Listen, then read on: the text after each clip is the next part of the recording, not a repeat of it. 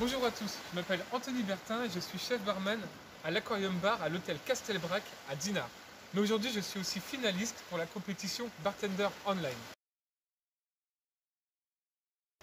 J'ai commencé dans le monde de l'hôtellerie en 2008 avec un BEP hôtellerie-restauration en Angleterre. Mais c'est seulement en 2012, en arrivant au Château d'Artigny en Touraine, que je me suis réellement passionné par l'univers des cocktails. Aujourd'hui, je vais vous réaliser un classique du bar qui se nomme le Gin and Eat. En effet, l'équipe de Bartender Online m'a mis au défi de réaliser ce classique cocktail, mais aussi dans une seconde vidéo, le réaliser de façon contemporaine.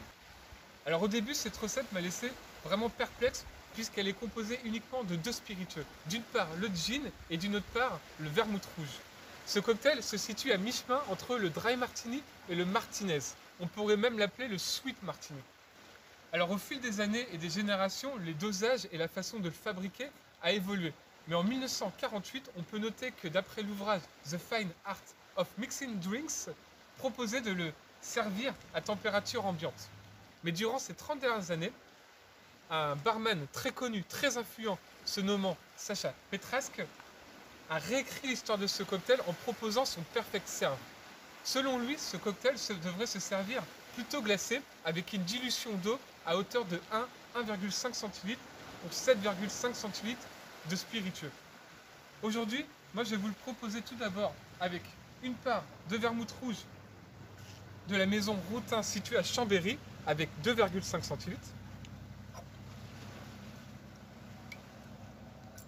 et une part de gin de la maison Le Point G située à Toulouse avec 5 centilitres. Ce gin est infusé avec de la spiruline et de la violette. Il va donc avoir des notes de fleurs bleues, mais aussi de la complexité et une note iodée avec la spiruline, qui est une algue originaire d'Asie. D'après moi, ce cocktail devrait plutôt se servir à température, c'est-à-dire pas trop chaud, mais pas trop glacé. J'ai choisi la température de 14 degrés.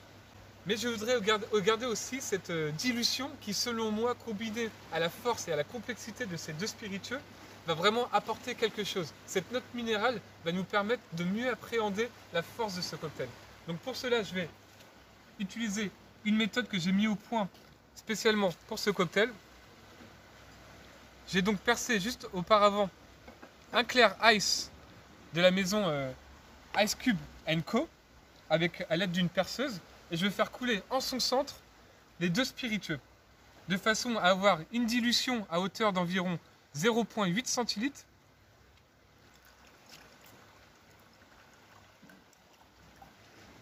mais en gardant une température de 14 degrés. J'ai choisi de le servir plutôt à température étant donné qu'il se constitue de vermouth rouge, donc de vin. Et je trouve qu'il va beaucoup mieux s'exprimer à cette température. Je vais donc terminer le cocktail avec un zeste de citron jaune que je vais venir exprimer juste sur le dessus du verre.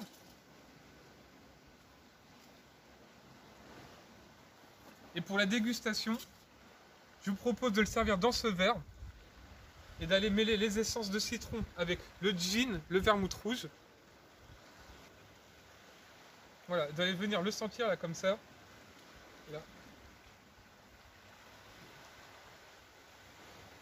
Alors moi je le trouve parfait comme ça. Donc dans une seconde vidéo, je vais vous proposer ma version revisitée de façon locale. Merci beaucoup d'avoir suivi cette vidéo et très belle soirée.